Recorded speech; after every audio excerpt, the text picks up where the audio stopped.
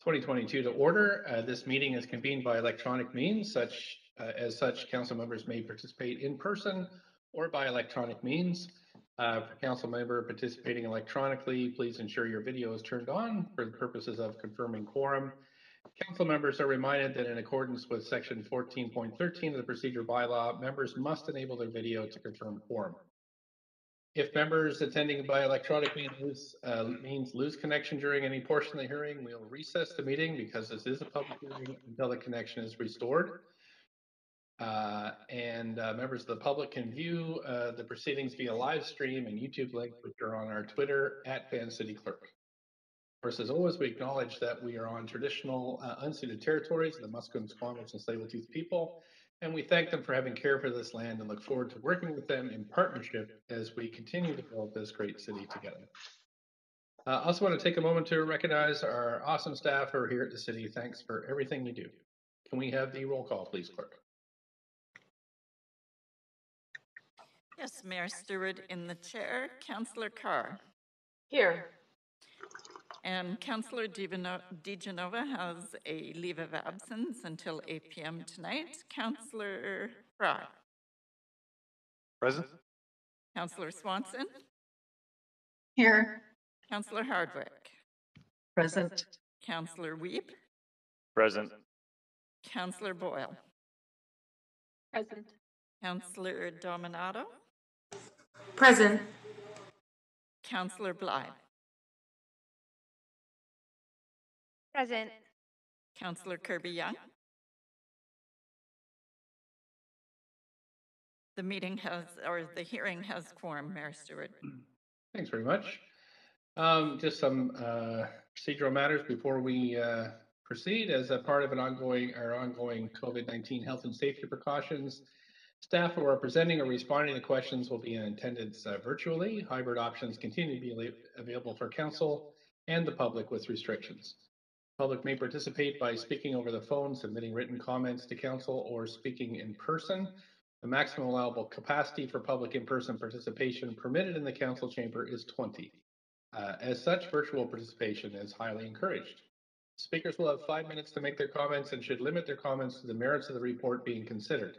Speakers also state whether they are in support or opposed to the recommendations and if they are a resident of Vancouver. Speakers may only speak once and should follow along on Twitter at VanCityClerk for updates on the progress of the meeting so they don't miss their turn to speak. Any comments on the agenda items can be submitted in writing through our online web form at vancouver.ca/public-hearing-comments, and that link is also on Twitter. Those speaking on behalf of other persons or group will have 8 minutes to speak, and only if those represented are on the line and must not be speakers themselves. Speakers who are pre-registered with presentations are reminded that the public live feed has a slight delay. Navigate through the slides of your presentation. Please say next so that the clerk may advance your slides. I also want to note that City of Vancouver's longstanding commitment to equity, diversity, and inclusion, including utmost respect for all genders. Remind council that when addressing speakers and staff, we will avoid using gendered honorifics and will instead refer to the person by last name, first name, role, or title. Our role here tonight is to be a quasi-judicial body. It means that council is only to consider the merits of the rezoning application or heritage designation. Council members may ask clarifying questions from speakers, including the applicant, or technical advice from staff, but should save debate for after the close of the speakers list. After hearing from speakers, council may 1, approve the application in principle, 2, refuse the application, or 3, refer the application to staff for further consideration. Finally, if council does not conclude hearing from all speakers this evening, we will recess and reconvene the meeting on January 27th at 6 p.m. in council chambers. Again, if we don't finish tonight, it will move to January 27th at 6 p.m. So let's start with our first item, the CD1 text amendment for 688 Southwest Marine Drive. And does any member of council wish to declare a conflict of interest on this item? If not, we're going to move to the clerk now, who'll read the application and summary of correspondence. Please go ahead.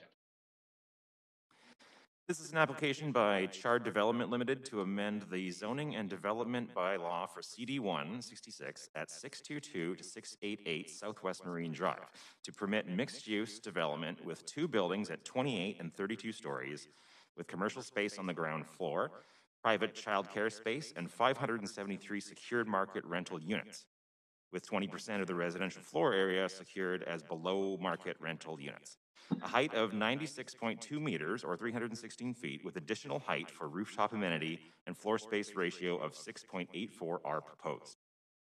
General Manager of Planning, Urban Design, and Sustainability recommends approval subject to conditions set out in the summary and recommendation of the public hearing agenda. The following correspondence has been received since referral to the public hearing: 10 pieces of correspondence in support and 1 piece of correspondence dealing with other aspects of the application. This represents all correspondence received up to 5 p.m. today. Thank you so much.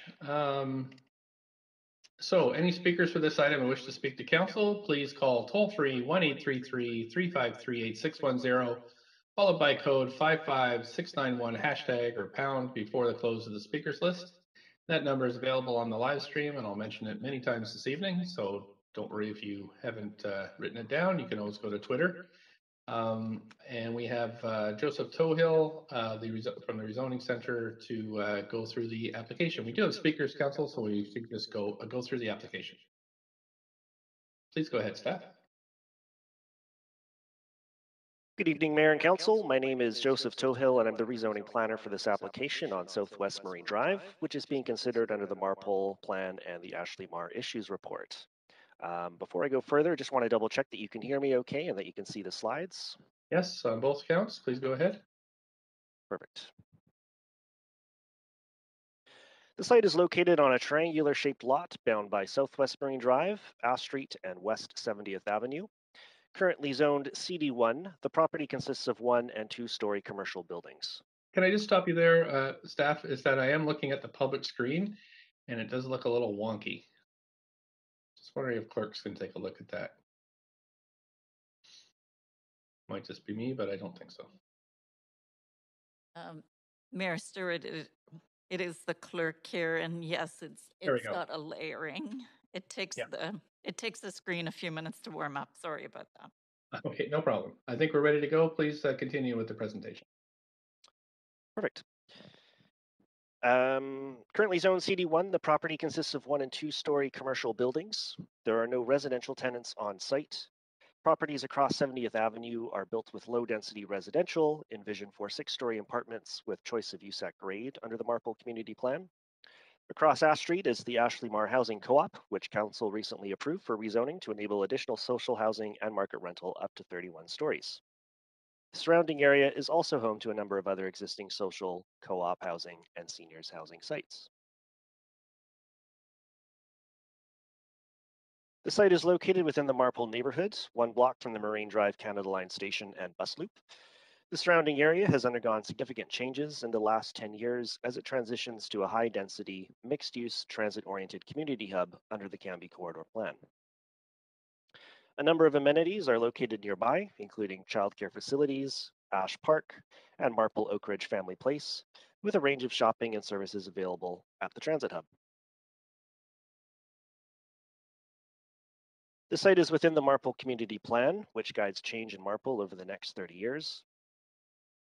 For this site, the plan envisioned 2 towers at 12 and 16 stories on a podium with choice of use on the ground floor.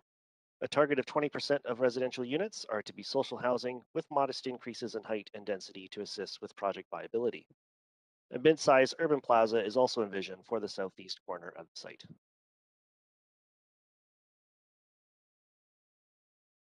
Council approved the Ashley Mar Issues Report in 2020 that directed staff to consider rezoning for the Ashley Mar Housing Co-op and nearby social and inclusionary housing sites in the Marine Landing area with heights above those envisioned by the plan. These heights would be subject to satisfying certain housing, built form, and urban design criteria. For sites without social housing, such as the subject site, additional height can be considered under one of 2 scenarios. A site must either provide 20% of floor area as social housing or provide 100% of residential floor area as secured rental with a minimum of 20% of floor area for households with moderate income. The application before you today is pursuing the second option.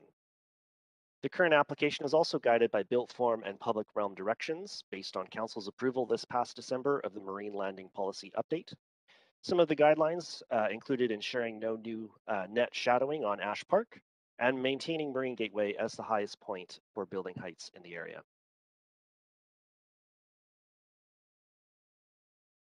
This application was received on December 22nd of 2020. The proposal is for a mixed-use development with 2 towers at 28 and 32 stories on 2 podiums separated by a mid-block break and plaza. 573 secure rental units are proposed, with 20% of the residential floor space allocated to below market rental units. These below market rental units include 89 below market units operated by the applicant, and then 28 units operated by a nonprofit operator, the YWCA. Commercial space is on the ground level, and a 37-space private childcare facility is located on level 2. A height of 330 feet is proposed with an FSR of 6.84. 3 levels of underground parking are located underground with access from West 70th Avenue, and this development would generate approximately 935 construction jobs. To address public realm and urban design objectives, the applicant has proposed a mid-block break between the 2 buildings, which provides pedestrian access to a larger plaza at the south side of the site. The plaza and mid-block break allows for additional landscaping and seating and activates the public realm. Several on-site trees along 70th Avenue will be retained, with some of these trees integrated into the landscape design near the plaza. This slide shows the ownership and affordability model proposed. 20% of the residential floor space is allocated to below market rental units, with operation of these units divided between both the applicant and the YWCA. The YWCA would operate 28 below market family units, targeting shelter rates, hills, and moderate income households. The YWCA intends that these units provide safe and affordable housing for single-parent households with children. Specialized supports and amenities have also been provided on site to support these residents. 89 of the below market units will be operated by the applicant and geared towards moderate incomes between $60,000 to $83,000. The units will be 12 to 15% below equivalent market rents in newer rental buildings and tied to specific rates at or above CMHC average rents.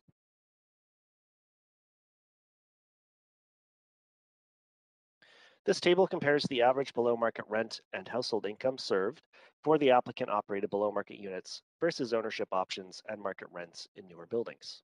The proposed below market units offer a more affordable alternative than housing ownership and with more affordable rental options than market rents in comparable newer buildings.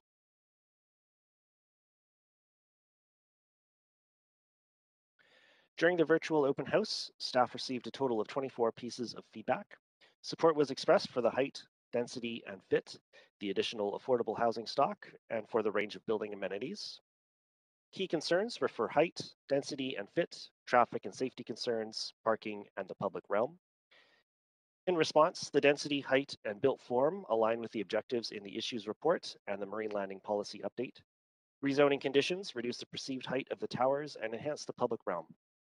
Given the site's proximity to rapid transit and future improvements to Canby Street and a future bikeway along Ash Street, building tenants will have access to a range of sustainable transportation options. The public benefits associated include the provision of 456 new secured market rental units and 117 new below market units targeting a range of income levels, with a portion targeting deeper levels of affordability. Development cost levies of $12.7 million and a public art contribution of $900,000 are expected.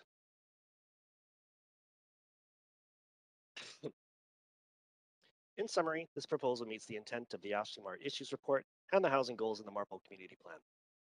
Staff recommend approval subject to conditions in Appendix B. Staff and the applicant team are available to answer questions. Thank you, Mayor and Council. Thanks so much for your presentation. Just going to ask now if the applicant team is here to speak to the application. Good Mayor and Council, we do have a presentation. Great. Okay, well, you can proceed as soon as it's all loaded up.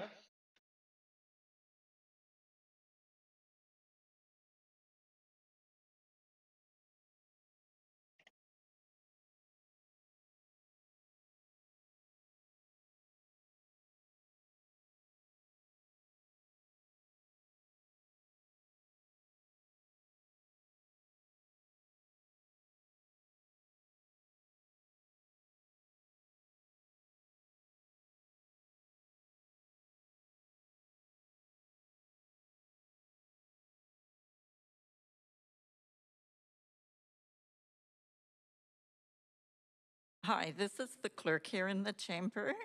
For the applicant, you need to share your presentation.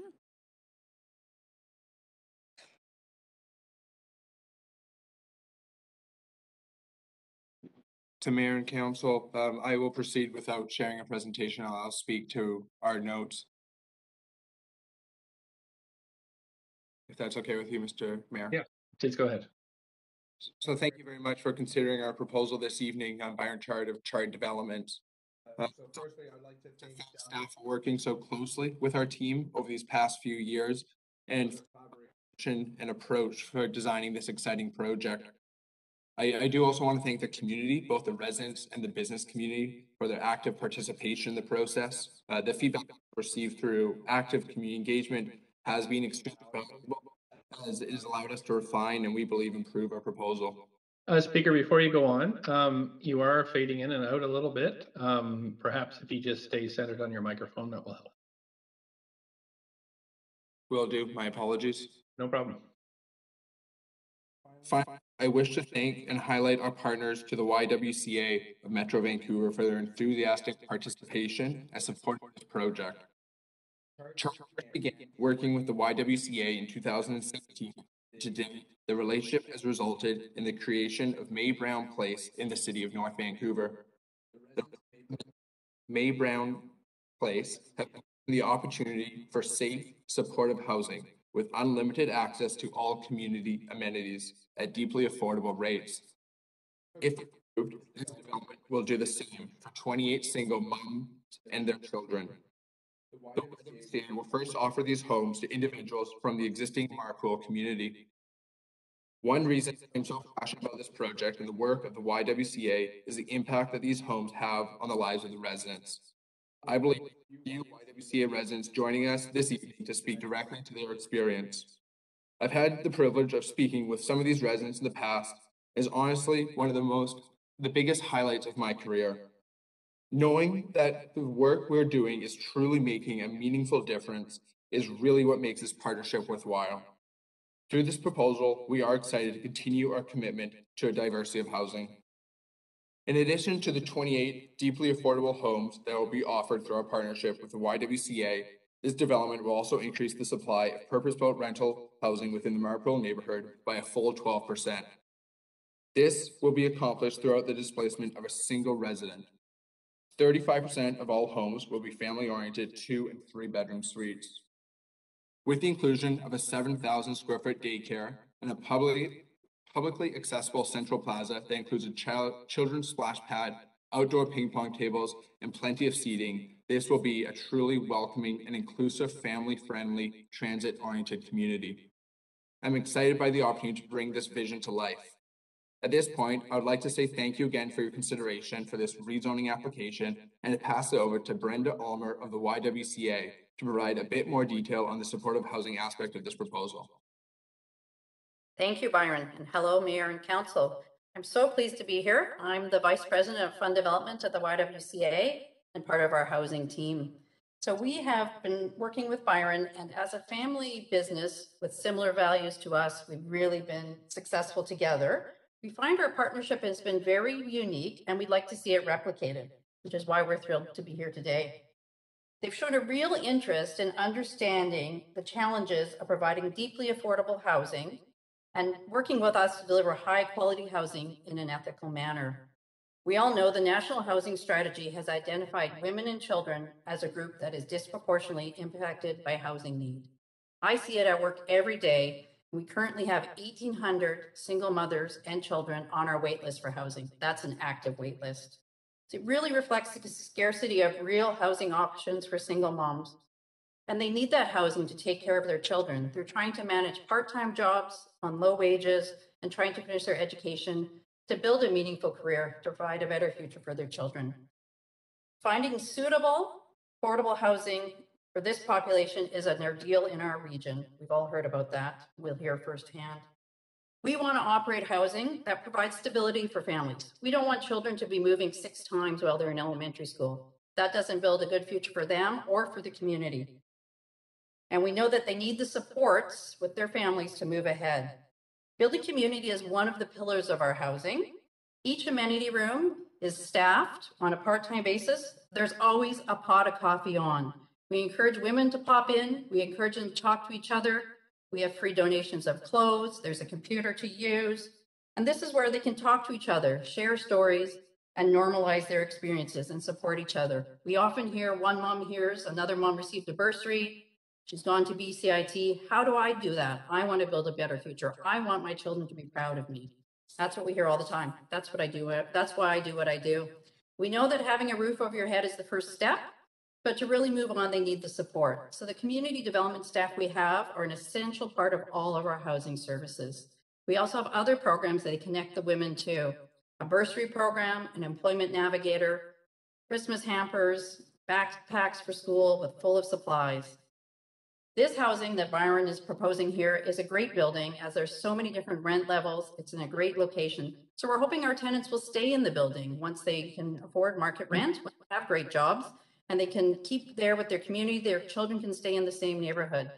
So thank you so much for considering this project. We believe it's a fantastic opportunity to have high quality rental housing for the most vulnerable in our community so they can have stability and bright futures. Thank you. Thank you so much. Anything else from the applicant? No, thank you, Mayor and Council. We're available to answer any questions that you may have. Great, thanks so much. So Council, now's your time to ask questions of staff or the applicant. Remember, we do have speakers to this item, so you will have an opportunity to ask staff more questions after we hear from the public, but this is the only time you have to ask questions of the applicant. Councillor Swanson, up to 5 minutes, please. Yeah, I think this is, well, one for the applicant, which is, are you planning on getting any senior government financing? Through your worship, we will look to explore senior levels of government financing, but no, not at this time. We have not applied. Okay, thanks. And for staff, you said there's going to be a private childcare. Does that mean it won't be nonprofit? Thanks for your question, Councillor. Yeah, so it's a private childcare facility, and the operations of that would be determined by the applicant. So it wouldn't necessarily be a nonprofit, but it would have to conform to any childcare design guidelines, of course. Could it be a nonprofit? I suppose in theory it could be, but it would be up to the applicant. Is there any way that we could convert that 12 million in DCLs to increase the amount of housing that's affordable, like give the double the WISE units, something like that?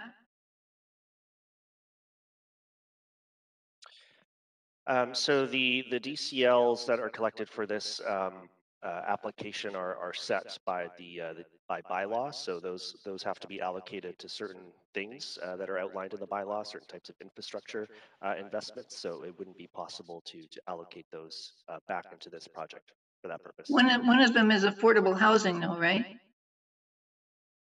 That's what the bylaw says.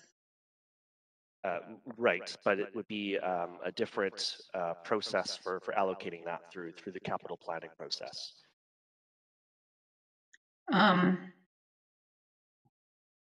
Okay, when it says that the rents are going to be set based on CMHC average rents, is that average rents for Marpole or average rents for the city? Because the average rents for Marpole are quite a bit lower than the average rents for the city. I'm going to turn that question over to my colleagues in housing. Thank you. Good evening, Mayor and Council. This is Sarah Robin, Housing Planner. In terms of the CMHC rates that we've used to index the below market units, those are based on the citywide average, but they do include all of the housing stock, including older buildings as well. So they would be quite a bit below newer rental rates. Okay, thank you. I'm done.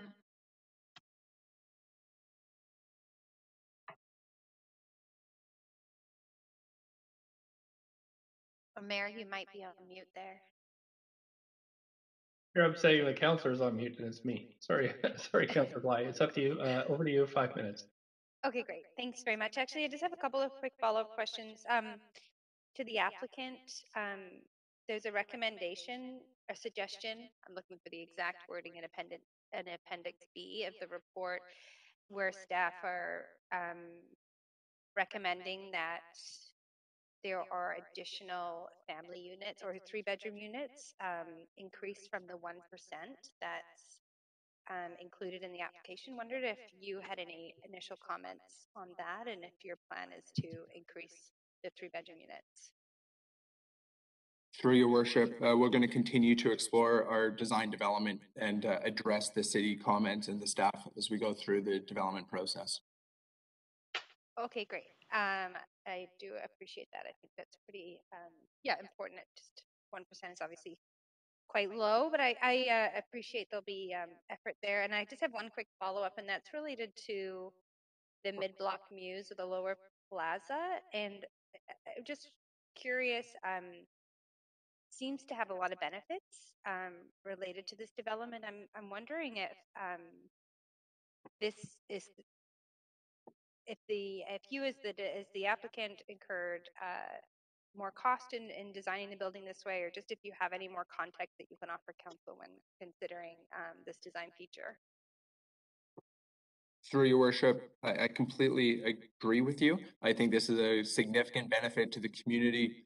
When I looked at the design of this plaza in comparison to a similar size as Marine Gateway, I think this will be a place that the community comes and frequents. There'll be a significant amount of sunlight. And then we've also designed it so a cafe will spill onto it.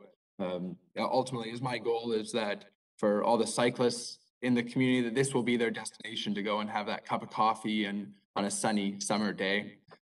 Yes, it is adding a significant amount of additional cost, but I do believe it's going to be a benefit for our residents as well as the community. Okay, great. Thank you very much. And just a quick follow-up question to staff. I'm just gone through the documents. I may be missing it. It may be related to this being a text amendment, but I'm curious if you could point me in the direction of where I can find out more information about the average unit size building.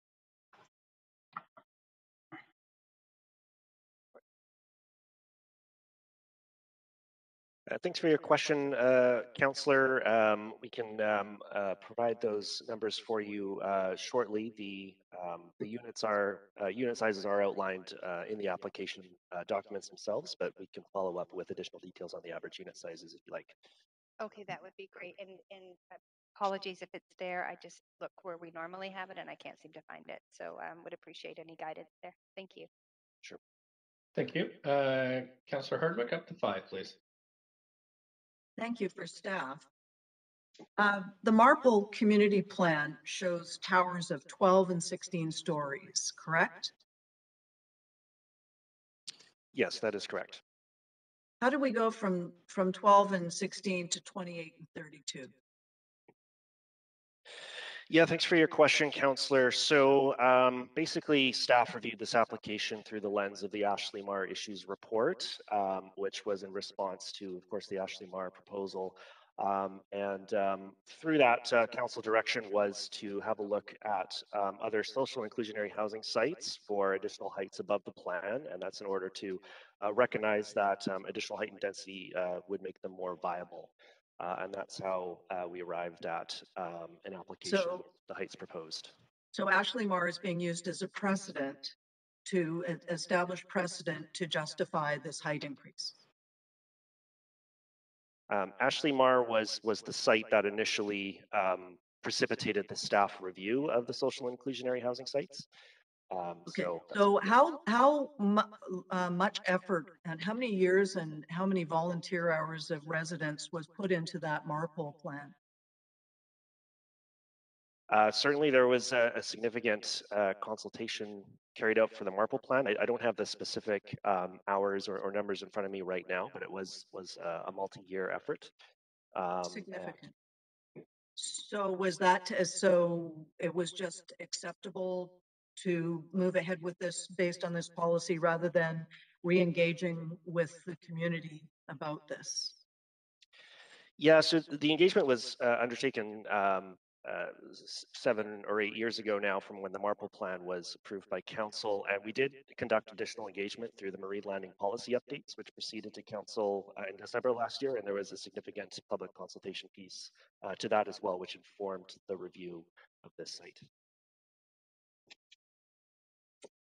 Okay, I just question what message that sends to the people that get involved in community planning and devote thousands of hours to trying to shape the future of their neighborhoods. But those are my questions. Thank you. Councillor Hardwick, it's Teen here, Senior Rezoning Planner. I just hope I can just quickly jump in.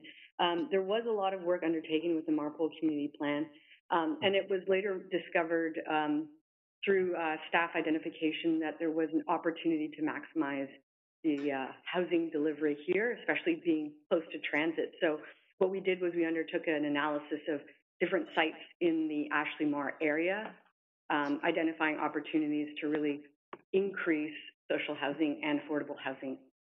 So it was definitely a lot of analysis that took place prior to that issues report being approved by council. But not with the Marpole neighborhood.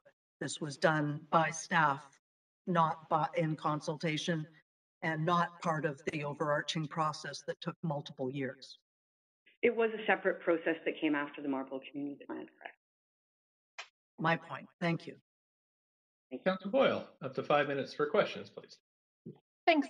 I have a question for the applicant about the commercial units included, and I note that the majority of the commercial units in the nearby SkyTrain adjacent buildings are largely multinational companies, and we have so many great small businesses started and rooted here in Vancouver. I'm wondering if there are ways in the design or leasing that you've looked at being able to support local businesses in those commercial units. Sure, Your Worship. I completely agree with you, Councillor. I think what differentiates our site versus Marine Gateway is that we're a destination site, but we don't have the convenience or I'll call it the transit accessibility that Marine Gateway has, where it's a quick grab and go, which typically really attracts those national tenants. We are designing ours to be neighborhood focused and community, a destination retail. Because we're not at that transit stop, there has to be a reason for the community to frequent and to want to come to our site. And so, yes, that is why we're targeting that animated cafe, that cool factor, which I have to say is typically our local community retailers that actually draws in that community to come and want to actually spend their money at our retail units. Okay, I appreciate those distinctions there, and I will leave it at that. Thanks so much. Thank you, Councillor Swanson. You have about 3 minutes left, 2.5 minutes. Maybe. Is it going to be a pet-friendly building for the applicant? Sure, Your Worship, of course. Every building that Char does is pet-friendly. I have a pet and would only want the same for all the residents as well. Okay, thanks. That's it. Thanks, Council. That's it for folks on the questions list. And so we're going to move to speakers. And the first speaker on the line, or on the list, is Nathan Davidovich. Mr. Mayor and members of council, do you hear me? We sure do. Up to 5 minutes, please. Oh, okay. Thank you very much. On page 14 of the referral report, they said the site is well served by transit with frequent bus service on Marine Drive and Cambie Street. Well, that's not quite true. And yes, there are bus services, number 10, 17, 15, 17, and 100. But, they took away the bus stop that served the Marpole Oak Ridge family place at Marine and Ash. And there is no 24/7 bus service on such busy corridors as Marine Drive and Cambie Street. I support Councillor Hardwick about the height change, of doubling the height and doubling basically the density almost as well. This would never be done in another city in BC because they all have an official community plan, and you have to change the official community plan before you approve any spot rezoning like this particular thing, a project is. So it's unfortunate that Vancouver is the only city in BC that has different rules than the other cities in BC, and that's why we have all these problems that arise, and that's and that's unfortunate, and the UBCM should inform the provincial government that Vancouver has different rules, and they should get Vancouver to have the same rules as every other city in BC. Thank you very much for hearing me, Mr. Mayor. Thank you for your time today, and I see no questions for you, so I'll move on to the next speaker, who is Andrea Crombeen. Andrea Crombeen, sorry. Hi, it's Andrea Crombeen. Can you hear me? I can. I'm sorry for the mispronunciation. Please go ahead up to 5 minutes. No problem. It's a bit of an echo on the line, but I'll just go ahead. So, good evening. Thank you for the opportunity to speak to Vancouver City Council about 622 Southwest Marine Drive in support of the development, but with just two concerns to highlight. Can you hear me? Yes, we can. Okay, good. I represent the Marpole Oak Ridge Family Place, which has served the community of Marpole for over 44 years. We serve diverse families with young children in the area, including families led by caregivers, single parents, grandparents. We are a key daily support resource for families, so we support affordable housing for the many low-income and newcomer families near our facility, with their needs a high priority. We offer our support to the project for the following reasons. It offers additional rental stock, so we support this because of the low rental stock trend affecting our families. The 28 heavily discounted homes for single female-led families, this is great. We support this for the vulnerable single mothers in our community. The just a second, lost something there. 117 below-market homes. We support this for vulnerable low-income families led by dual struggling parents or grandparents or single fathers in our community. The child care center is essential. Family Place often receives inquiries from families, including newcomer families desperate for child care, even if private. But concern number one is that a non-profit option would serve the needs of the greatest majority of our community. I don't think many of our families can afford the high prices of private child care. We are pleased that the development cost levies will be applied to parks and other infrastructure for the project. But concern number two, we request that the developer focuses considerable attention on the outdoor options planned and infrastructure being planned to ensure that spaces are available for families with children to enjoy, to mitigate the recognized mental and physical health effects of high-rise living. So thank you for the opportunity to speak. Thank you so much. I'm just going to check with, I don't see anybody on the question queue for you, so just thank you for voting in tonight, and I'll move to the next speaker. Council, we have Celine McRae Hamdi. Next, speaker number 3. Mayor Stewart, we do not have speaker number 3 on the line. Thank you. I will move to the next speaker is Mateo Mueller, speaker number 4. Mateo Mueller. Hi, everyone. Thank you for having me tonight and appreciate the opportunity to speak. My name is Mateo, and I'm from Vancouver. I'm a born and raised university student. I came across this proposed development in one of my university classes, in which a few of my classmates are supporters of YWCA and brought the development to my attention. I personally did some research, and I feel the council should be supporting this project. Regarding the development, I appreciate how the developer is providing social housing units for the YWCA to operate. I feel the lack of supply for housing for vulnerable and marginalized women is a key issue that was highlighted by COVID.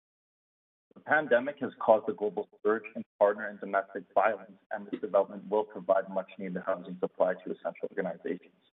Additionally, as I read more and more into this development, I felt compelled to call in and learn this was an option by which I can share my support. One of my biggest issues for me and my friends has been trying to secure housing as a young adult. Having dedicated housing units near rapid transit networks is a forward-thinking urban plan for our city, and I think desperately needed. The development is seeking to fulfill community needs by providing family units and increasing affordability for unique units that we wish to live in. I can see an individual like myself enjoying living in the building, given the amenities in the building itself, like an outdoor games area, but also neighborhood amenities, and again, especially the rapid transit networks. In my opinion, we desperately need housing stock, and this proposed development can help address our housing crisis. So I encourage to vote in support of this rezoning. Thanks again for the opportunity to speak, and wish everyone a happy evening. Thanks very much. I don't see any questions for you, speaker, so just want to say thank you for participating tonight and sharing your views. The next speaker is speaker number 5, Will Koch. Hi, Mayor and Council. I'm a 24-year-old born and raised Vancouverite. I think a lot of my points are going to be quite similar to those just preceding mine, so I'll try to keep it fairly brief. I'm keen on continuing to build my life in Vancouver, and as I think a lot of young people are quite intimately aware, it's quite difficult to get any sort of footing in the rental market. I feel that any increase in density is always great news, and this proposed development is a great example of positive density for our community. Not only will these rental units be tenant occupied, meaning the units are not simply sitting empty and then sold to offshore investors, but 20% of the total floor space is allocated to below market rental. For someone like me, that's a huge deal. It's an opportunity to be able to get real housing and opportunity in my community. Further, as a young person, as a university student, having rental within walking distance helps us save on car ownership fees, important both as an aspect of my day-to-day life, but also as attempting to practice a greener lifestyle by not being forced to utilize private means of transportation. This development is located right by the Marine Gateway SkyTrain station, making for easy commutes to downtown Vancouver and out to Richmond. I could go on, but many of my points have been echoed in the presentation today, so I'll leave off by encouraging you to vote in support of this project. Thank you very much. Thank you. I don't see any questions for you, speaker, so we'll just leave it there. And again, thank you so much for your input today. Council, the next speaker is Caroline North. Oh, hi. Can you hear me? Sure can. Up to 5 minutes whenever you're ready, please. Great. My name's Caroline North. I'm a resident of Vancouver and executive director of the North Family Foundation. Since the 1990s, we've supported charitable organizations that are meaningfully addressing environmental issues and social issues in BC, including housing. Our family is a long-term donor to the YWCA's housing initiatives in Metro Vancouver.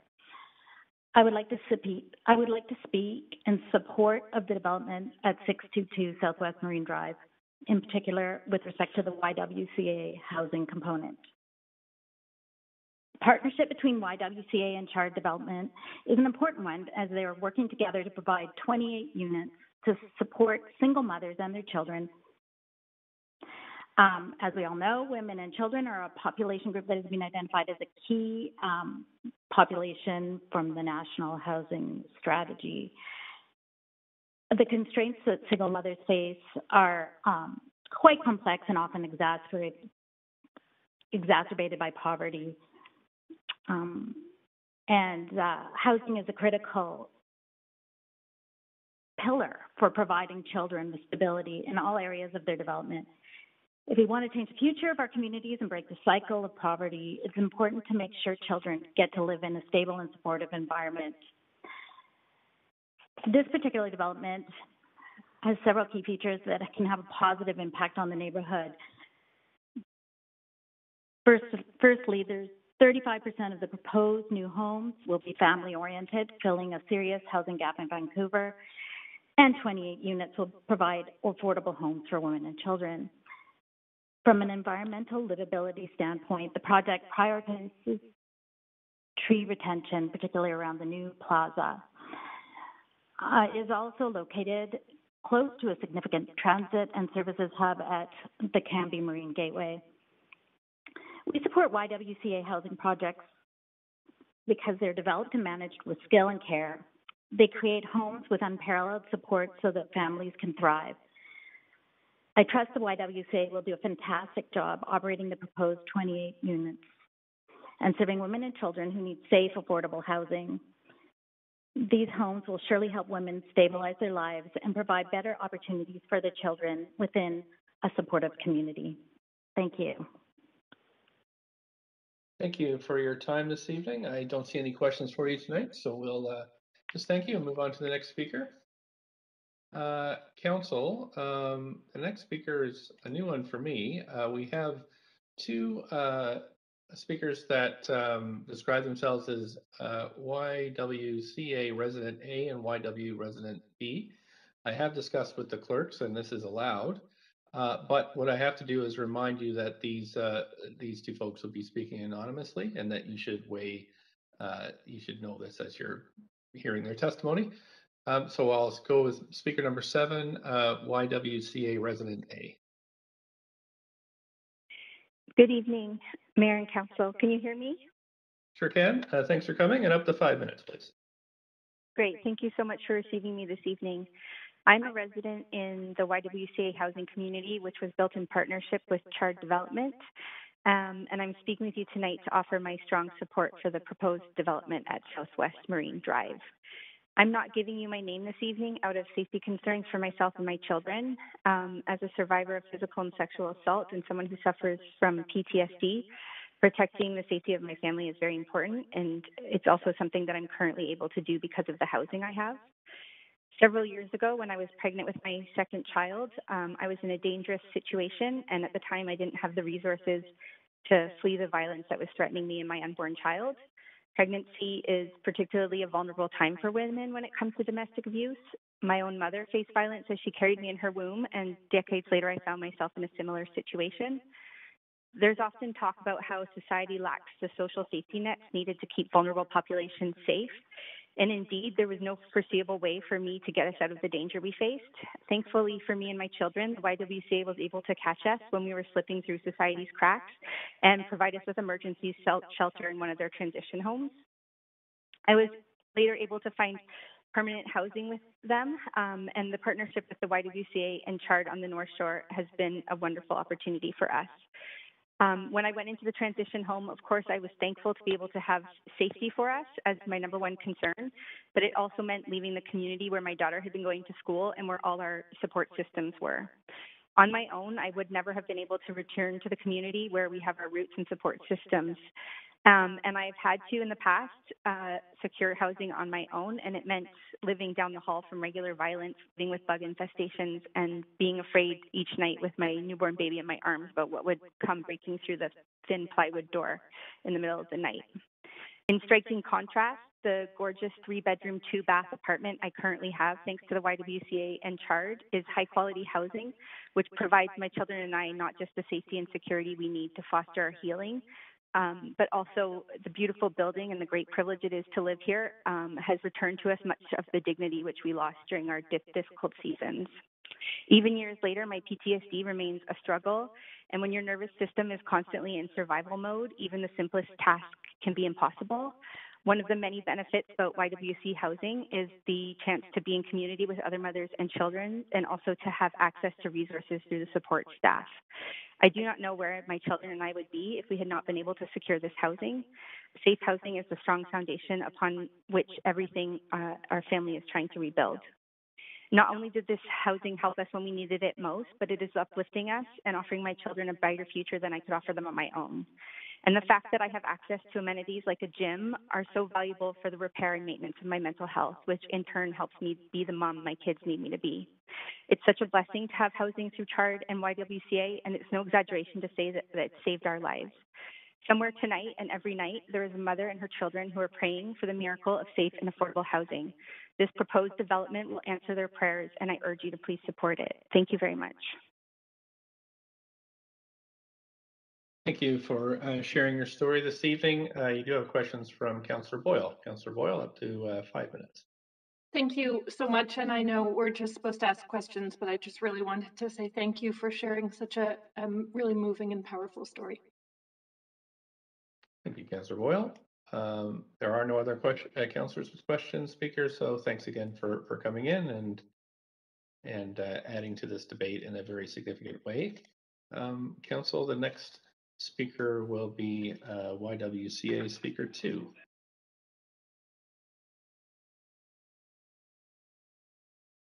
Hello.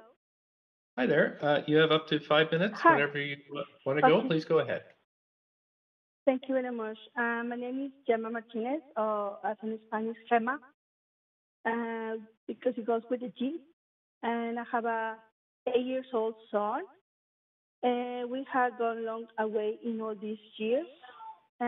Talking about myself, about 7 years ago, I had to flee from a violent relationship, sadly, with my then partner. I felt like I had to leave as my life was in serious danger. And suddenly, I had to gather my few things, the most basic, like the stroller, some papers, important papers like my passport, and just go to my friend's house. And that's the way that I became homeless. That friend, she dropped in an organization. The organization helped me to get in a transition house. I didn't have idea what was that. And after being in the transition house, they told me I can stay there just for a month. And after that, I had to find where to live. I was struggling because for me, I was just laid off some months before, as my employer went bankrupt and they had to close. It was not under my control, and also I had no employment. Well, I had to find somewhere to stay. The day my son and I left, a friend dropped us in that place, and then after the transition house, I was playing co-ops, sending a lot of applications to any event that I see in Facebook and market with friends, basements, any place that I want to try to find a house or a home or basement, a room, whatever I could find to live with my son, because if not, if I don't have where to live, my son is going to be in a foster family. My son in that time, he was 18 months old. And as a mom, my goal was to stay with my son, no matter what. I was playing. I couldn't afford any rent. They were way so above my budget, and I started to feel hopeless, like I've been in a kind of nightmare, in a hell. Finally, a door opens, and they offer me a second stage. Then I didn't know what is a second stage. Then explain me, second stage is a house, safety house, where you can be there for a year. And at the same time, was kind of relief, because then I have somewhere to stay at least 52 weeks, and I can deal with lawyers and family counselors and counselors of the Ministry of Family. And when I was in the middle of almost 8 months old, and I couldn't find anywhere, because I was applying every single day, like applying for a job, sending applications and sending messages to say, hey, I need to rent. I'm looking for a spot.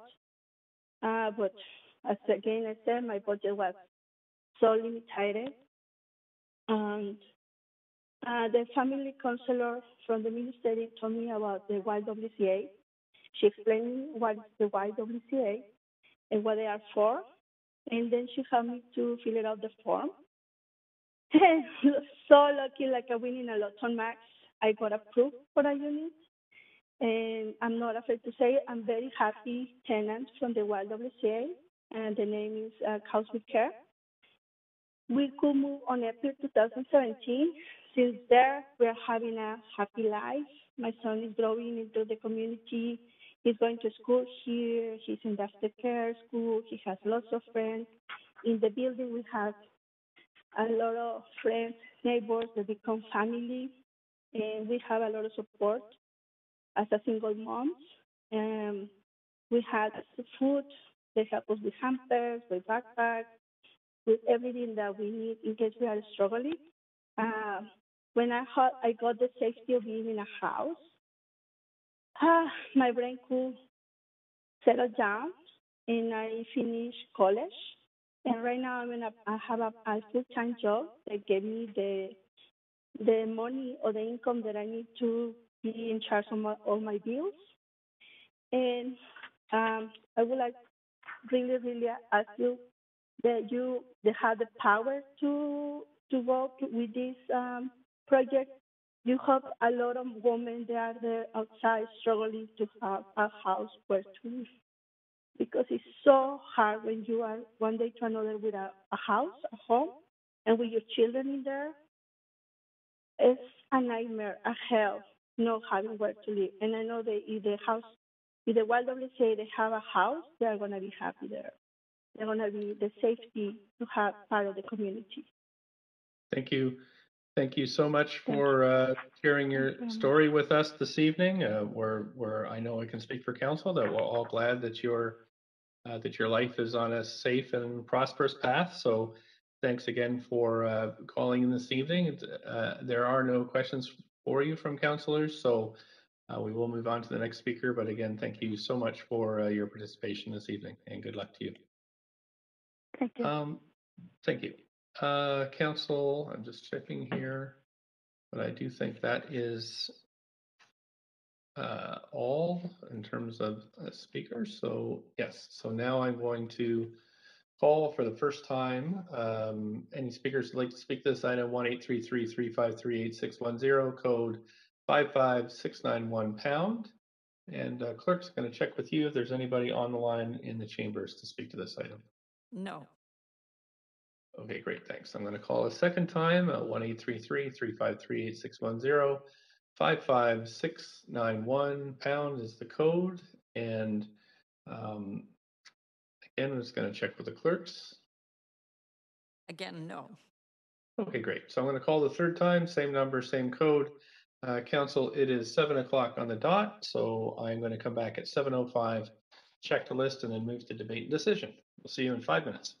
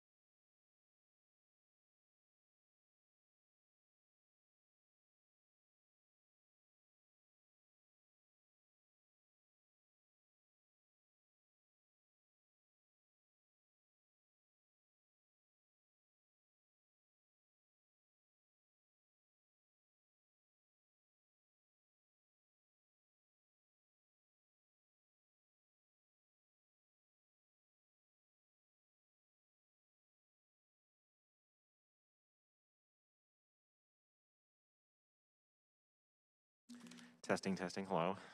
Is there echo? Do we have echo in the chamber? Hi, Council. 7:06.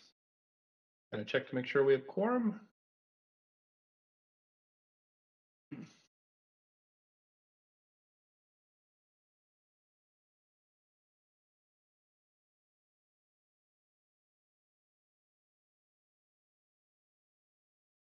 One, two, three, four, five, six, 7, 8. I think everybody's back, folks.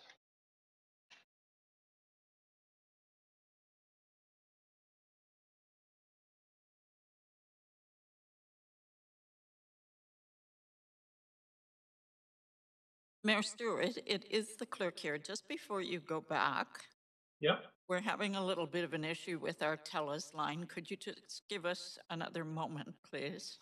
No problem. Just let me know when you're ready. Yep. We'll try to be quick. Thank you.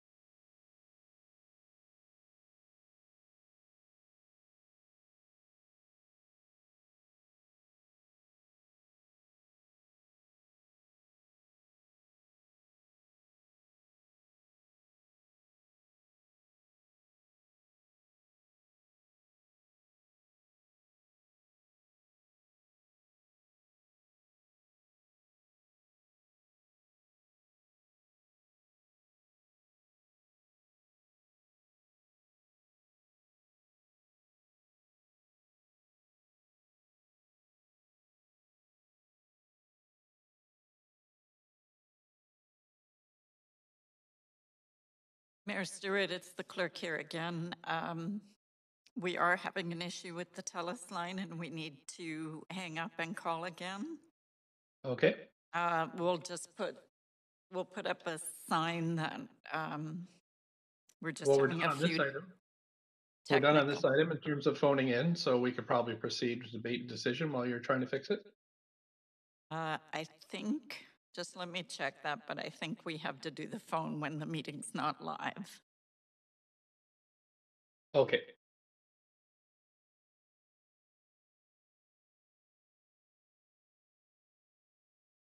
Okay, it's starting to look good.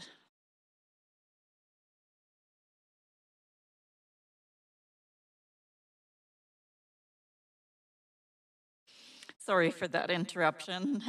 We are good now.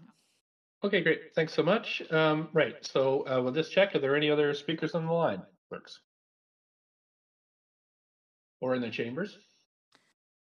No one in the chamber. No speakers. Great. Okay, thanks. So we'll close the speakers list now. And as we've had few or no public comments after 5 p.m. today, we're going to close the receipt of public comments. I'm just going to ask the applicant if they have any closing comments. No further comments, Your Worship. Thanks. Staff, any closing comments?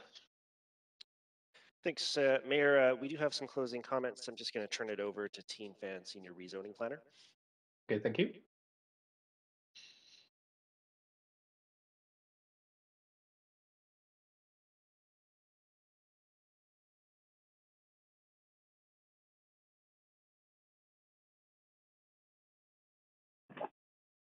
Hi there, it's Teen Fan, Senior Rezoning Planner. Just checking that you can hear me.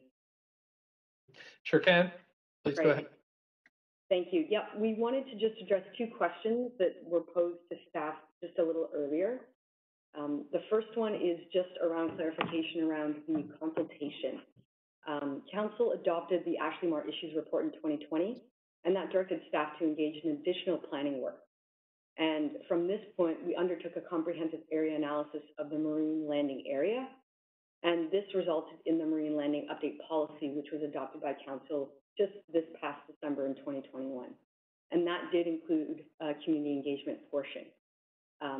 Just for Council's clarification, that portion of community engagement involved a 3-week Shape Your City virtual open house, which included 10,000 postcards as well as staff who attended specific meetings with the Marpole Area Network Group, Vancouver School Board meetings, and meetings with First Nations. Finally, there was a question from Councillor Bly about the unit sizes, and staff wanted to just list that here. The sizes are comparable to many other rental projects. We have approximate unit sizes. For the market rental portion, for studios, we have 421 square feet. For 1 bed, we have 520 square feet. 2 beds is 770. And for 3 beds, we have 1,008 square feet. That's separated out by the non-market, which includes 406 square feet for studios, 564 for 1 bed, 784 for 2 bed, and 1,000 square feet for 3 bed. And this is a lot of information, so staff can happily follow up with the table. Thank you so much. Right, so just checking to see if council has any questions for staff. Councillor Bly, please go ahead. Thanks, Mayor. I just actually had a quick question to staff. Thank you very much for the information on the unit sizes. And was it in the report, just so I'm sort of able to make sure I understand what comes and what doesn't come based on the process and may be helpful for the rest of council and for the public, that was it in the report? And if not, is there a reason? And I'm, again, hypothesizing it might be related to this being a text amendment, but just wonder if you can confirm for me, please.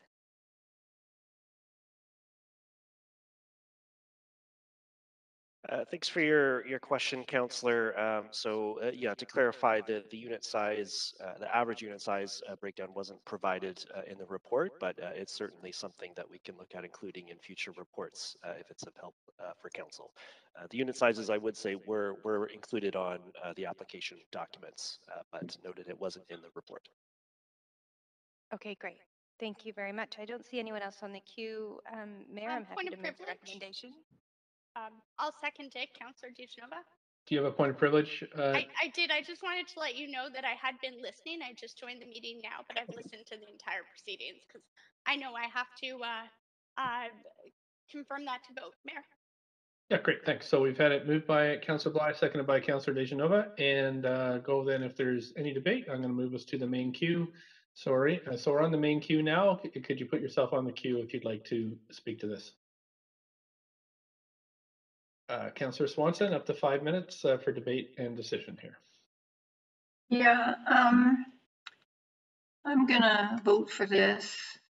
I have a soft spot for single parents since I was one for a long time. And I really like the YWCA proposal and the fact that there's childcare, although I wish the childcare were nonprofit. Pet friendly is good. So I can't really resist it. But at the same time, I'm realizing that over 400 of these units are going to be expensive. Some of them are probably going to be really expensive because they'll have views because they'll be really high. And by my calculations, only 2.6% of the total units will be for the 50% of renter households whose income is under 50,000. I do think it would be good if we could use that 12 million in DCLs to double the WISE units. We need to do more to reduce that 1,800 person wait list they say they have. But I guess 28 units is better than nothing. So in this case, I can't resist voting for it. That's it. Councillor Bly, up to 5, please.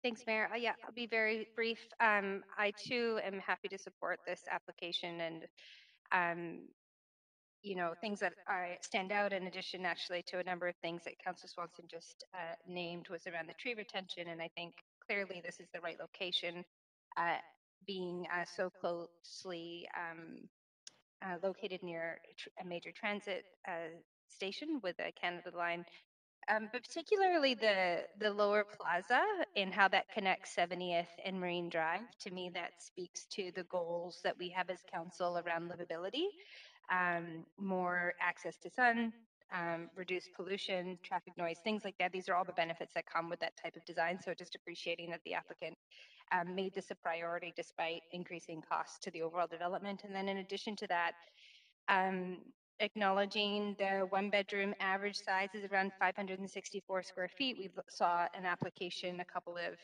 meetings ago that the one bedroom was 385 square feet. So I know I'm starting to sound like a bit of a broken record around livability, but I think it's just important that we do keep our eye on size of units.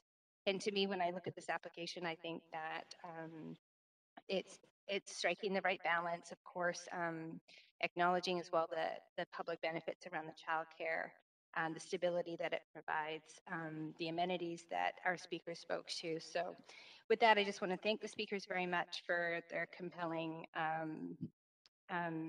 testimony, their compelling shares around their own personal experiences, and just appreciate the overall presentation, and just to acknowledge that, of course, there is a MARPL development plan and a community plan that I too have invested lots of time meeting with residents who worked on that plan. And it is evolving quite quickly. So we need to keep coming back to that, of course, to bring those along who put the time and effort and forward-thinking vision at that time into that plan to make sure that it's adaptive to the current changing needs in that area. But overall, I think this is a really good application. I'm happy to support it. Thanks. Councillor DeGenova. Thanks very much. Can you hear me, Mayor? I'm having sure can. Yep. Great.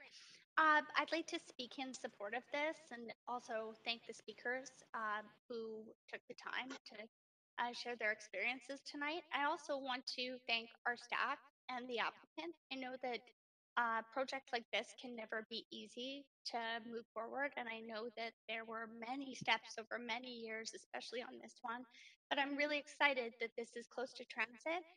It will have, a sizable childcare. The YWCA is an excellent nonprofit that provides great service to I'd say, a diverse population, but especially I'd say to vulnerable and marginalized people. And we've worked with the YWCA before. So really happy to see the applicant pulling all of this together, working with staff on that, and doing this in a way that really brings services and communities not only together, but nearby to transit. And I think that that is so important, especially as we look towards, locating possibly 24-hour or extended hour childcare, for working parents. And I think, locating that, especially near to transit, is a consideration. I'm not sure if this is going to have 24-hour extended hour childcare. My hope is that maybe it can one day. But I really do want to thank staff and the applicant team. And I want to thank all of the community members, including the YWCA, for their participation in this. And Chart Developments, the applicants as well. I know it's been a long road, but happy to see this move forward and vote in support. Thank you. Thank you. Councillor Hardwick. Yes, thank you. To abstain under the Vancouver Charter counts as a vote in support. I just want to state that right up front because at the end of the day, this will count as a vote of support from me. As a single parent that raised two girls by myself from kindergarten to grade 12, I can certainly appreciate what the YWCA and the need for housing for single mothers, for single parents, how important that is. And I support this development on that basis. But I remain concerned about the dismissing of our community plans. Because again, what I see is the council and staff, notwithstanding the decisions that were made by this council, it's continuing a pattern that really was begun by the former council over a decade, where we stopped listening to the will of the people in the neighborhoods. and doubling the height and density on this site on the basis of the nearby development is just not enough rationale for me. And on top of it, of course, it's all based on a narrative that has not been supported around our housing demand issues with the data. And for those reasons, I'll just continue to try and draw attention to the shortcomings of our policies and the assumptions that underlie them. But do we need housing for single mothers? You betcha. And on that basis, this has my support. Thank you.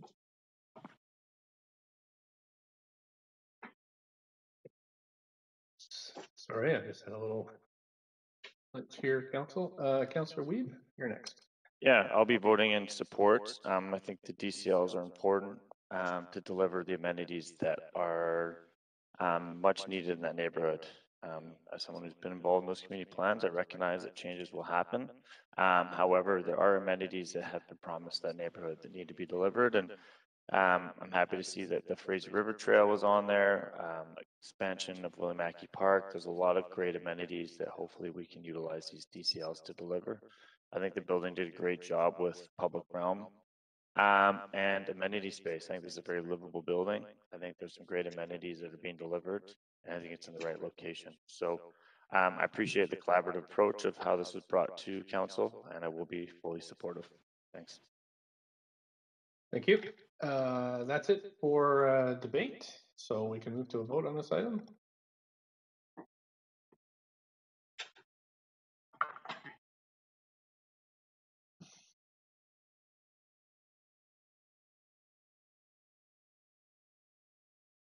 There we go. That is passed with none in opposition, Council. So thanks and congratulations to the applicants, and thank you to staff. Council, we're going to move on to the next item, which is a CD1 rezoning of 2061 East Broadway. Just going to ask up front here, if anybody has a conflict of interest, please declare it now. State your reasons for exiting the meeting. If not, if there's nobody, we'll move on to the clerk reading the application and summary correspondence. This is an application by Bucci Development Limited to rezone 2037 to 2061 East Broadway from RT5N Residential District to CD1 Comprehensive Development District to permit the development of a 6-story residential building consisting of 54 strata-titled residential units. A height of 20.8 meters, 68 feet, and a floor-to-space ratio of 2.65 are proposed. The General Manager of Planning, Urban Design, and Sustainability recommends approval subject to conditions set out in the summary and recommendation of the public hearing agenda. No correspondence has been received on this application since referral to the public hearing. Thank you. Right, and so if anybody wants to speak to this item, it's 1-833-353-8610. Code 55691 pound. And let's see here. So are there any, right, I'm going to ask if the applicant team is here to speak to the application.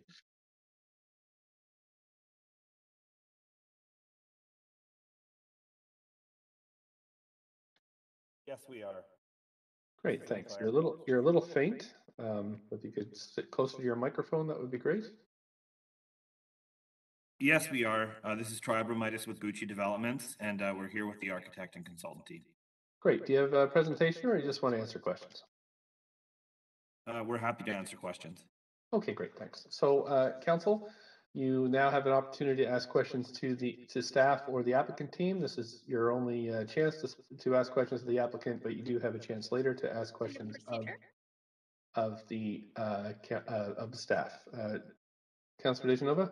Is there a presentation from staff? I think we do want to see it. Thanks, Councillor. I was happy to waive if you wanted, Well, but I did there see are speakers to this too. Sorry, I just skipped over that part in the script by accident. So, yeah, staff, please go ahead with the presentation. Okay, thanks, Mayor and Council. My name is Joseph Tohill, and I'm the rezoning planner for this application on East Broadway, which is being considered under the Grandview Woodland Community Plan. Just want to double check that you can see my slides and hear my voice okay? Yes, can. Thanks. Okay, so this site is comprised of 4 lots zoned RT5N and is located on East Broadway between Sunland Drive and Lakewood Drive.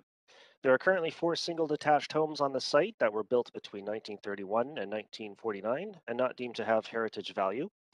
Directly to the east along Broadway are single detached homes that are anticipated to develop into 6-story residential buildings, while the single detached homes to the west are anticipated to develop into a 6-story mixed-use building with at-grade commercial.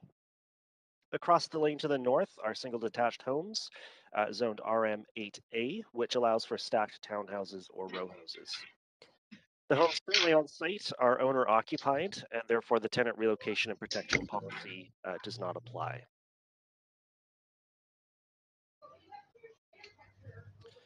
The site is located within the Grandview Woodland neighborhood, about 3 blocks from the commercial Broadway SkyTrain station.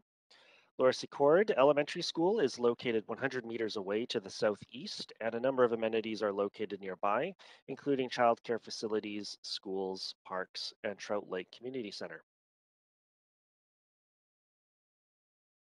The site is within the Grandview Woodland Community Plan, which was adopted in 2016 and is intended to shape growth and change over the next 30 years. The plan is a culmination of a 4-year public process that included a range of community engagement opportunities, combined with community needs assessments, technical and design analysis, and economic testing.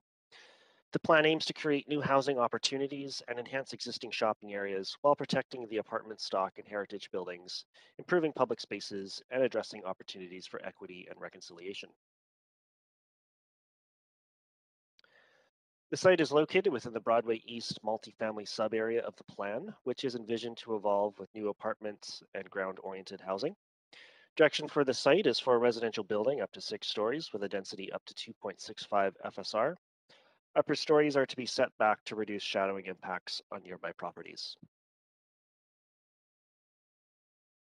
This application was received on January 29th of 2021. The proposal is for a 6-story residential building with an FSR of 2.65 and a height of 20.8 meters. 54 strata-titled residential units are proposed, with 50% of units provided as family units with 2 or more bedrooms. In terms of average unit sizes, studios are around 464 square feet, 1 beds at 585 square feet, 2 beds at 763 square feet, and 3 beds at 989 square feet, approximately on average. 2 levels of parking are located underground with access from the lane, and this development would generate approximately 85 construction jobs. During the virtual open house, staff received a total of 25 pieces of feedback. Support was expressed for the height, density, and design, the additional housing stock, and the public realm features. Key concerns were for the height, density, and design, traffic and safety concerns in the neighborhood, the type of housing proposed, and the lack of retail proposed. In response, the density, height, and built form align with the objectives in the Grandview Woodland Plan.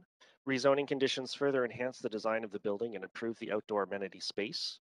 To address transportation safety concerns, conditions have been included to improve the safety for all road users, including intersection improvements, enhanced street lighting, and laneway improvements.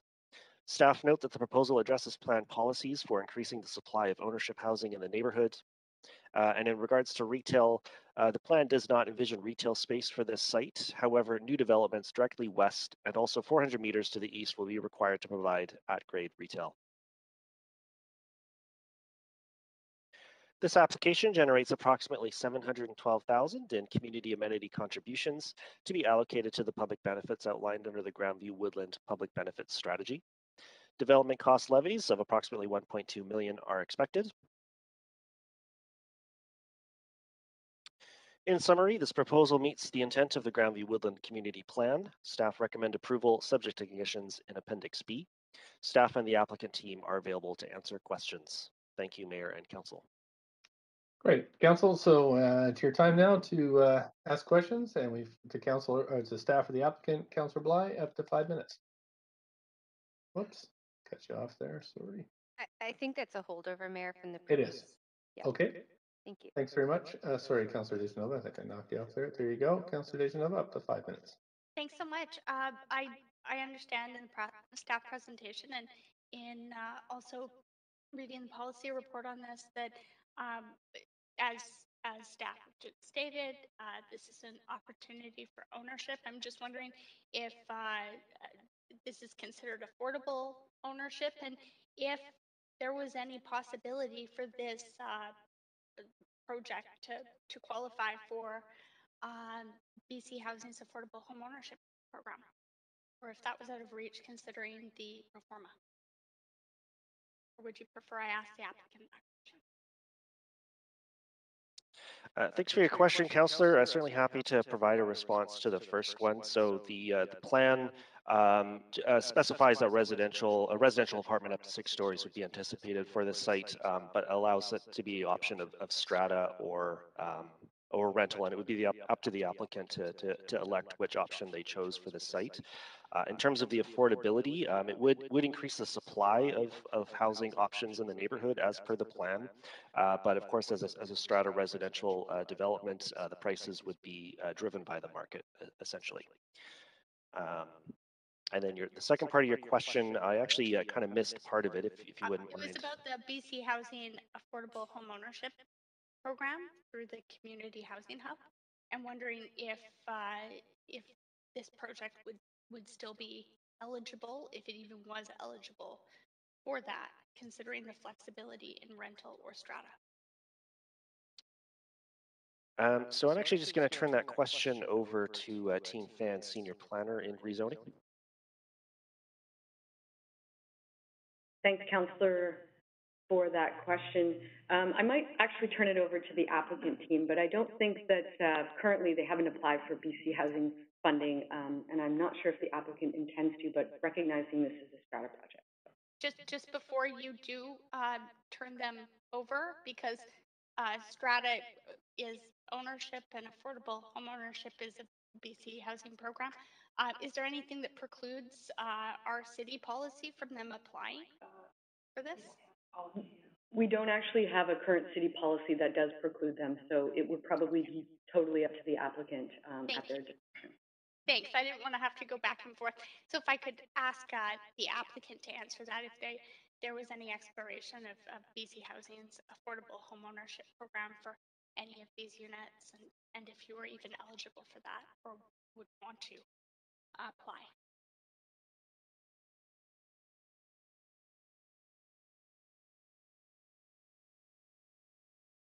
Hi, this is Tribal Mice with Gucci Developments. We did not explore the BC housing program. We were primarily focused on delivering market strata condos, and that was part of our development decision when we put in the application and purchased the property, was to focus on delivering market strata condos, not the BC housing program. Okay. Thanks. Are you aware of the BC Housing Community Housing Hub program that would that accommodates for affordable home ownership, that accommodates middle income earners and basically lends them a down payment and holds a certain stake of interest, but isn't the whole building, obviously. It's some units in the building. I'm wondering if you were aware of their program.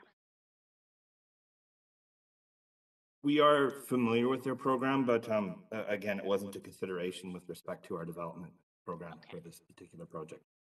Thanks very much for answering my question. I appreciate it. My pleasure. Thank you very much for the question. Councillor, we have up to 5 minutes, staff or applicant. Yeah, my question is to staff, and it's on the community amenity contribution under $24 a square foot. I'm just wondering, what was the appraisal technique we utilized to get to that number, recognizing it's lower than we're seeing on a lot of other projects? Thanks for your question, Councillor. So the CAC for this site is a fixed rate CAC, and the work that went into developing that fixed rate would have been undertaken by staff when they were determining those rates for different parts of the city. So for this particular development, there wasn't any further kind of analysis of the economics of the CAC. It's just applying a fixed rate that has been determined previously. Okay, thank you very much. That's it for questions, Council. So we're going to move to hear from the public. 1-833-353-8610, 55691 to get on the list. And I think our first caller is Nathan Davidovich. Mr. Mayor? Yes, please go ahead. Up to 5 minutes. Oh, yeah. Okay. Thank you very much. I'm just going to read from page 7 of the referral report. It says, this site is well served by transit with the commercial Broadway transit station 3 blocks west of the site and frequent bus service provided on both Broadway and Commercial Drive. Well, that's, again, not quite true. We do have 24/7 bus service on Broadway, but not quite the same on Commercial Drive. Bus service on Broadway east of Commercial Drive is up to 40% less than west of Commercial Drive. And with these new apartments, we need better bus service to serve these new residents on East Broadway. In case you do not know, there is no SkyTrain station at Nanaimo and 12th Avenue. The next station is at Renfrew and 12th Avenue. So the distance is 2.2 kilometers between Broadway and Commercial Station and Renfrew Station, which is longer than any, I think, distance in the city of Vancouver between two adjacent stations.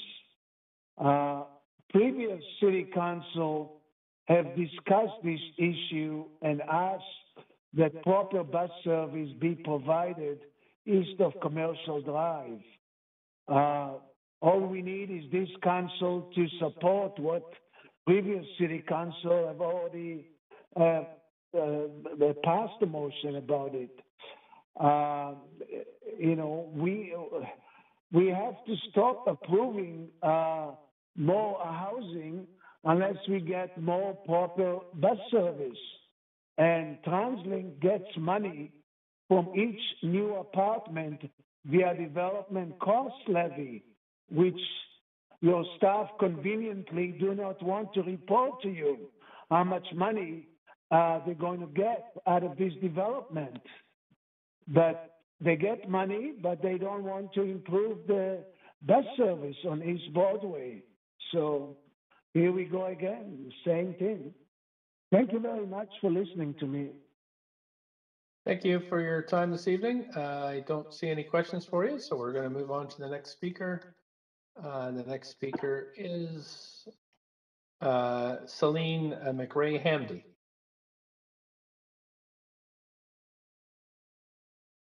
Not on the line.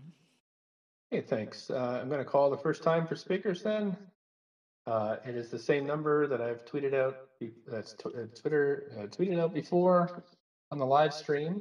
And clicks anybody on the line or in the chambers. No.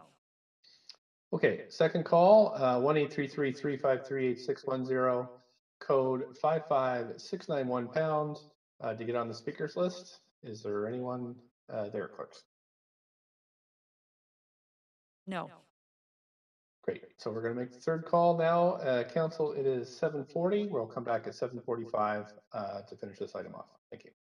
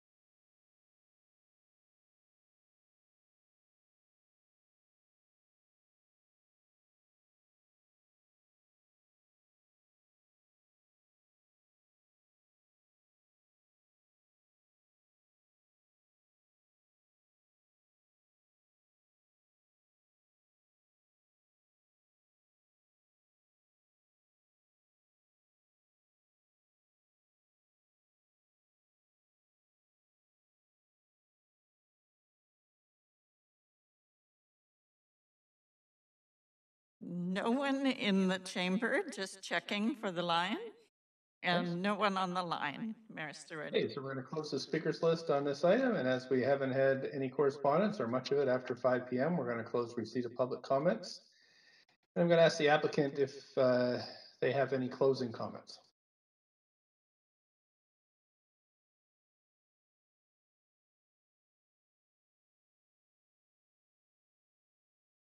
No closing comments other than just thank you very much for consideration of our application this evening. Thanks a lot. Staff, any closing comments? No further comments from staff, Mayor. Thanks. Any council questions to staff? Don't see anybody on the queue. Can I have somebody move the motion, please? So moved, Councillor DiGenova. Thanks. We have a seconder.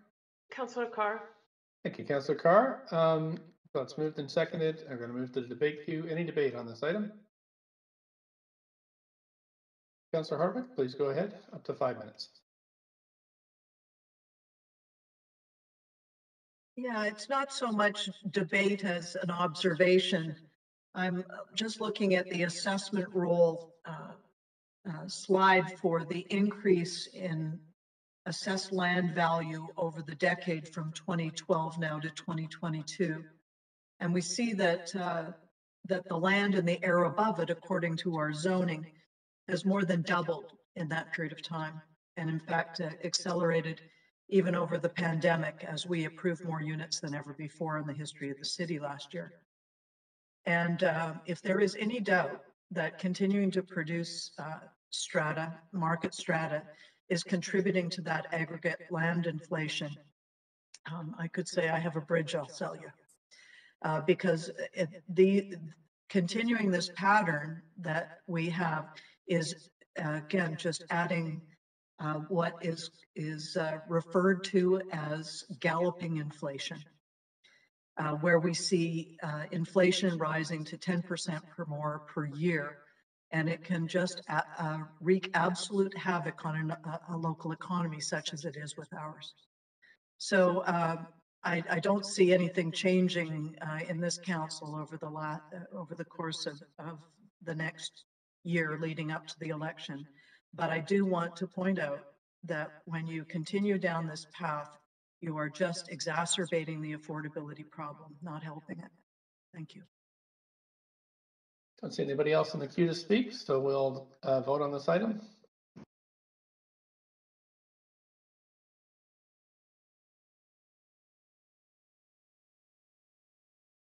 Councillors Kirby-Yung and Fry.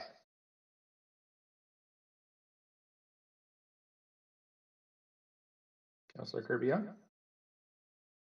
There we go. That has passed with Councillor Swanson and Councillor Hardwick in opposition. Thank you, Council. We're going to move to the next item.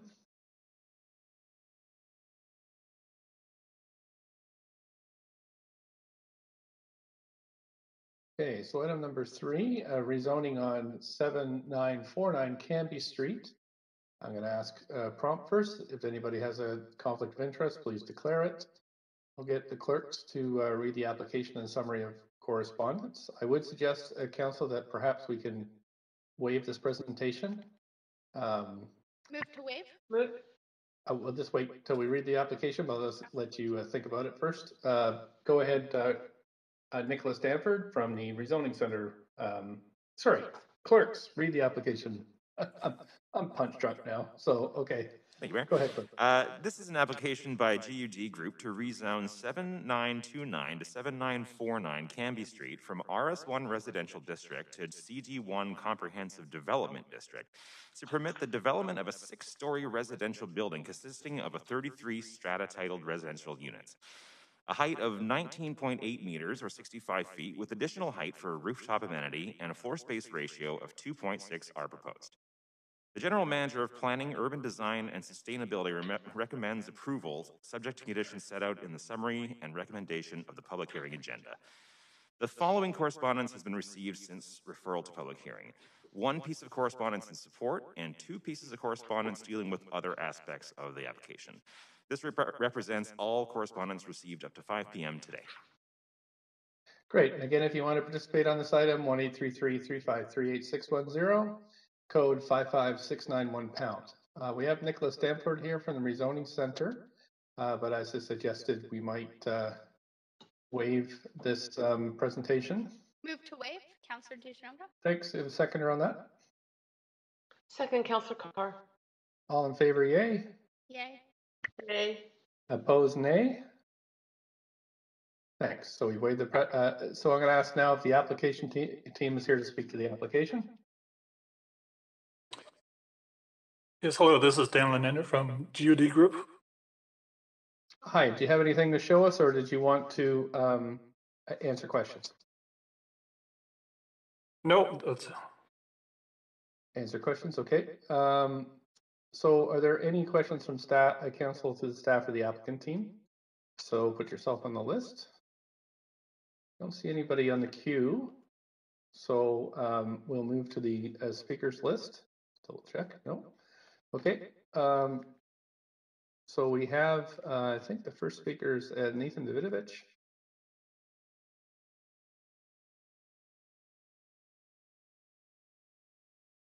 Nathan Davidovich, speaker one. Yeah, do you hear me? Sure do. Up to 5 minutes, please. Oh, okay. Okay, thank you very much, Mr. Mayor and members of council. On page 7 of the referral report, there is no mention at all about bus service on Cambie Street. I presume the staff are too embarrassed to report that the bus service was cut back by 50% or so after 2009. There is also no mention of the discontinued bus stop at Cambie and 64th. Here we're going to have a new apartment, and the bus stop right outside the apartment has, or right beside it, is not there anymore. There is a northbound bus stop across the street at Cambie and 64th, but nothing heading south. Back in 2019, Richmond City Council approved the extension of the number 15 bus to YVR. Of course, your staff is not interested in reporting that to you, and there's no mention. Well, it was never brought to council in 2019 to support Richmond Council request to extend the bus to YVR and therefore provide 24/7 bus service and train service to YVR. But I don't know. Somebody has to change some of these reports that come to you and update them to the current status and what's happening. But I don't know who's going to do it. Well, thank you very much for your listening to me. Thank you. Thank you. And I don't see any. Councillor Carr, please go ahead, up to 5 minutes for questions. Yeah, thanks. I won't take 5. Thank you, Mayor. Nathan, I just really want to thank you for your incredible diligence in coming to council and relaying to us the current status of the bus service and transit service within the city. It is such an issue of equity and certainly key to our ability to reduce GHGs if people can get out of their cars and take transit instead, unless they can walk or cycle to wherever they're going to. So it's just really a thank you for keeping us informed. Yeah, well, as you said, it's very important when you pass the climate emergency thing, and then the bus service keep deteriorating instead of getting improved. So yeah, thank you for mentioning that. Mm-hmm. Yeah. Thank you. I don't see any other questions, so we're going to move to the next speaker, who is Celine McRae-Hamby. Speaker 2 not on the line. Thank you so much. That's it for a registered speakers council. So I'm going to call for the first time for speakers. Sorry, I'm just going to call. You can phone in or in the Chambers, clerks on the first call, anybody in chambers are on the line? No. Okay. Second call, 1-833-353-8610, code 55691 #. Anybody there, clerks? No. Thanks. This is the third call for speakers. It is 7:56. Council will come back at 8:01 for complete item number 3. See you in 5 minutes.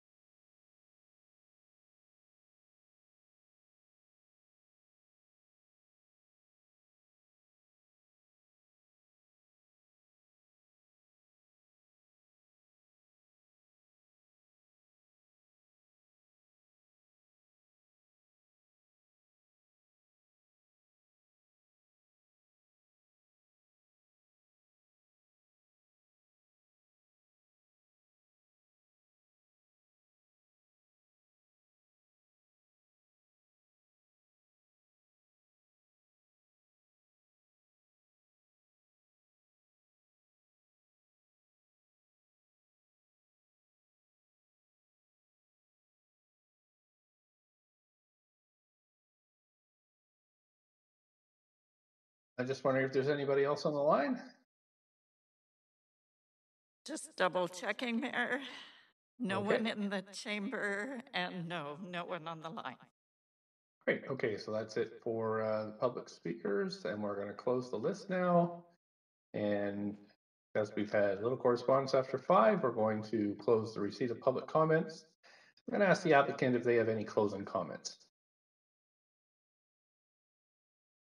No closing comments other than we hope this project gets approved, and we're happy to contribute to Game Recorder. Thank you. Thank you. Staff, any closing comments?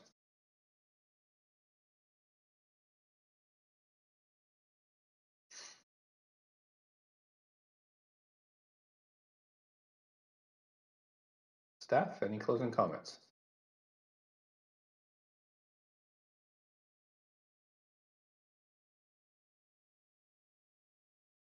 Mayor Stewart, clerk here, we'll just double check that we've haven't lost the connection. Okay, that's a good idea.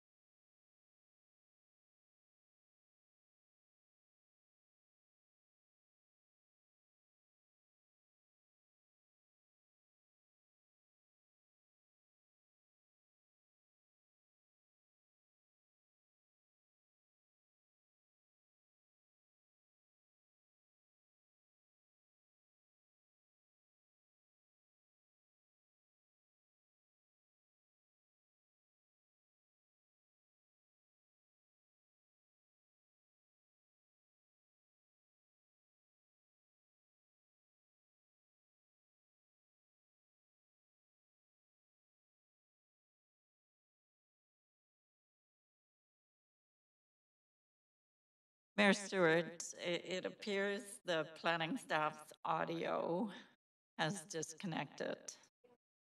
Okay, I can see Teresa. And they've indicated they do not have comments. Okay. We've lost the connection in the conference room, but we have no closing comments. Thank you, Mayor. Okay, great. Thanks. I just want you available just in case there's questions from council. So I'm just going to check. Are there any questions from council to staff?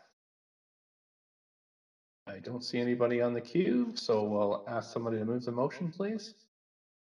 Yeah, absolutely. Councillor Carr. Second, Councillor DeGenova. Thank you. Councillor Carr, seconded by Councillor DeGenova, and I'm going to move us over to the main queue for debate. Does anybody like to comment on this project? I don't see anybody on the queue, so I'll move to a vote, please.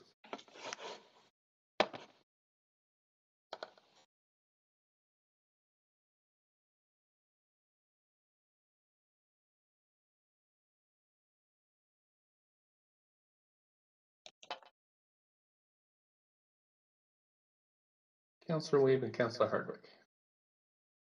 Councillor Weeb.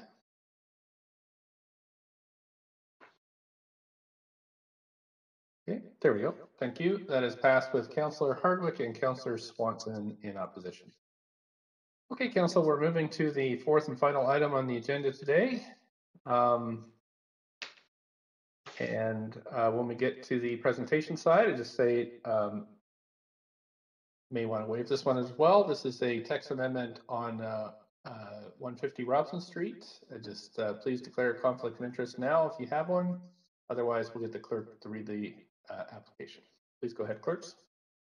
This is an application by GBL Architects to amend the zoning and development bylaw for CD1 776 at 118 150 Robson Street, now 828 Cambie Street, to increase the floor space ratio to 10.33 and increase the floor area for residential use from 14,901.2 square meters to 15,469.7 square meters, of which no more than 14,687.9 square meters may be strata-titled residential floor area. The General Manager of Planning, Urban Design, and Sustainability recommends approval subject to conditions set out in the summary and recommendation of the public hearing agenda. No correspondence has been received for this application since referral to public hearing. Thank you. Move to waive presentation? Sure, thanks so much. Seconder for that? A second, Councillor Carr. Thanks. All in favor, yay. Yay. Opposed, nay. Thanks so much. We have Leifka Vissers here from the Rezoning Center to answer questions. And do we have an applicant team for this one? I think we might. Yes. Yes, we do. Good evening, Mayor and Council. I'm Sean O'Flynn. I'll be representing the applicant team along with our project architect, Roberto Potter of GBL. Look forward to any questions you may have. Thank you. Thank you so much. At this stage, do we have any questions from the council to the applicant team or the staff? I don't see anybody on the queue. Okay, so I'm going to make a call for, sorry, we're going to go to the public now. We have Nathan Davidovich. Whoops. Nathan Davidovich is the first speaker. Get Nathan Davidovich on the line. Yes, we can. Please go ahead. Up to 5 minutes. Thank you very much, Mr. Mayor and Council. On page 7 of the referral report, it says that the proposed site is well served by public transit with frequent bus service along Robson Street. Well, there is only one way bus service on Robson, just heading west. There is nothing heading east between Granville and Cambie.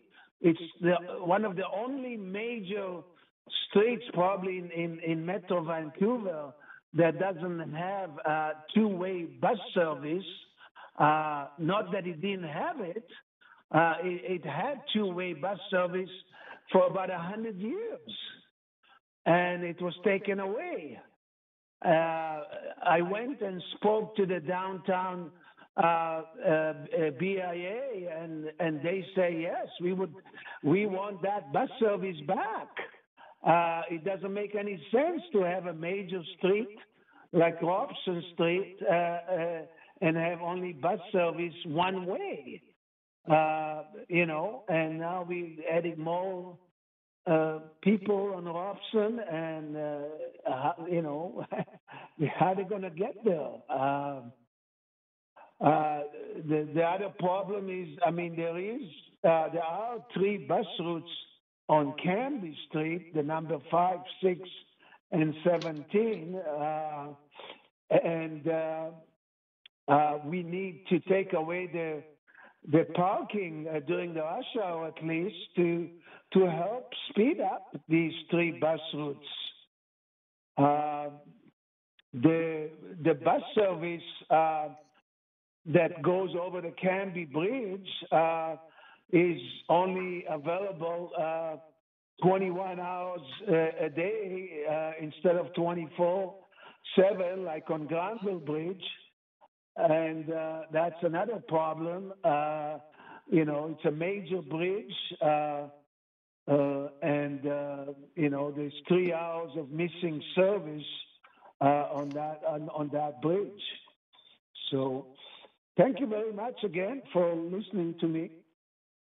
Thank you. There are no questions for you, so thank you for participating this evening, and move on to the next speaker. The next listed speaker is Celine McRae Hamdi. Clerks, do we have speaker 2 on the line? Just double checking, Mayor Stewart. Thank you. And no. Okay, we are going to make my first call then for speakers on this item. The number to call in is on Twitter and on a live stream, and just check with the clerks. Is there anybody on the line or in council chambers? No. Great. I'll second call, 1-833-353-8610, code 55691#. Anybody on the line, clerks? No.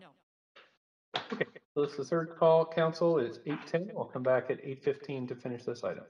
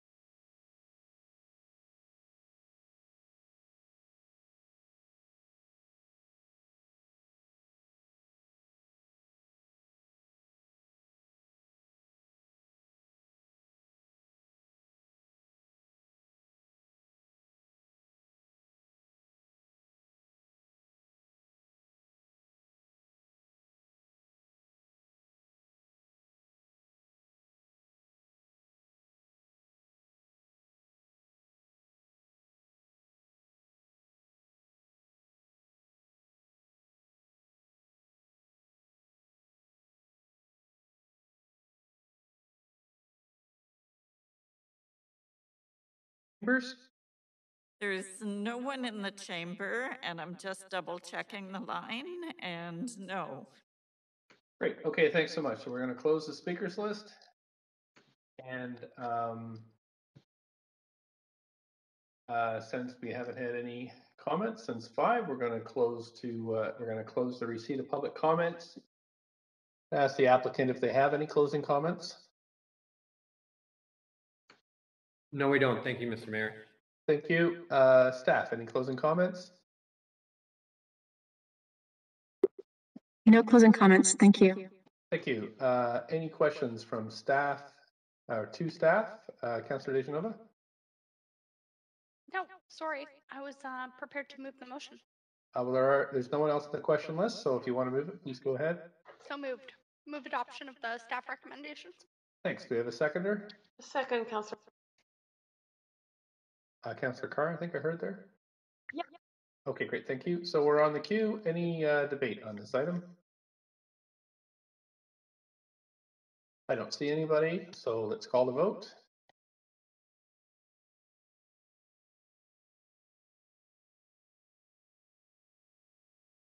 Councillor Weeb and Councillor Kirby-Yung.